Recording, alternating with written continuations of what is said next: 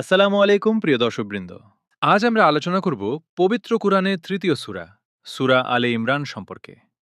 সূরা আলে ইমরান মদিনায় অবতীর্ণ হয়েছে এবং এতে মোট ২০০টি আয়াত রয়েছে। এই সূরার নামকরণ করা হয়েছে ইমরানের পরিবার থেকে। এখানে বিশেষভাবে আলোচনা করা হয়েছে মরিয়ম, ঈসা এবং তাদের পরিবারের মর্যাদা সম্পর্কে।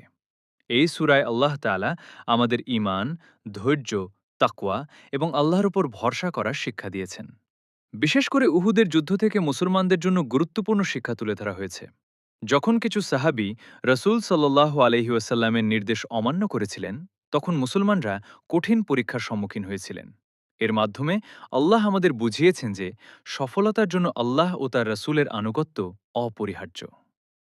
সূরা আলে ইমরানের অন্যতম বিখ্যাত আয়াত হল, নিশ্চয়ই আসমান ও জমিনের সৃষ্টিতে এবং রাত ও দিনের পরিবর্তনে বুদ্ধিমানদের জন্য নিদর্শন রয়েছে। এই আয়াত আমাদেরকে সৃষ্টি জগত নিয়ে চিন্তা করতে এবং আল্লাহর মহত্ব উপলব্ধি করতে আহ্বান জানায়। এছাড়াও এই সূরায় মুসলমানদের ঐক্যবদ্ধ থাকার নির্দেশ দেওয়া হয়েছে। আল্লাহ তাআলা বলেন, তোমরা সবাই আল্লাহর রাজ্যকে দৃঢ়ভাবে আঁকড়ে ধরো এবং পরস্পর বিচ্ছিন্ন হয় না। বর্তমান সময়ে এই শিক্ষাটি অত্যন্ত গুরুত্বপূর্ণ। মুসলমানদের মধ্যে বিভেদ নয়, বরং ভ্রাতৃত্ব ও ঐক্য প্রতিষ্ঠা করা জরুরি। সূরার শেষ অংশে অত্যন্ত সুন্দর একটি দোয়া রয়েছে, যেখানে মুমিনরা আল্লাহর কাছে ক্ষমা, রহমত এবং জান্নাত প্রার্থনা করেন।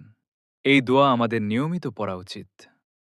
সূরা আলে ইমরান থেকে শিক্ষণীয় বিষয়: আল্লাহর উপর পূর্ণ ভরসা রাখা, ধৈর্য ও তাকওয়া অবলম্বন করা, কোরআন ও সুন্নাহর অনুসরণ করা, মুসলিম উম্মার ঐক্য বজায় রাখা, আল্লাহর নিদর্শন নিয়ে চিন্তা করা, বিপদের সময় হতাশ না হয়ে আল্লাহর সাহায্য কামনা করা।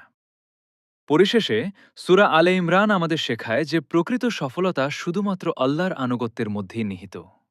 তাই আমরা যেন কুরআনের এই মহান সূরার শিক্ষা নিজেদের জীবনে বাস্তবায়ন করতে পারি। ভিডিওটি ভালো লাগলে লাইক, কমেন্ট ও শেয়ার করুন। ইসলামিক আরও সুন্দর আলোচনা পেতে চ্যানেলটি সাবস্ক্রাইব করতে ভুলবেন না। আসসালামু আলাইকুম ওয়া রাহমাতুল্লাহ।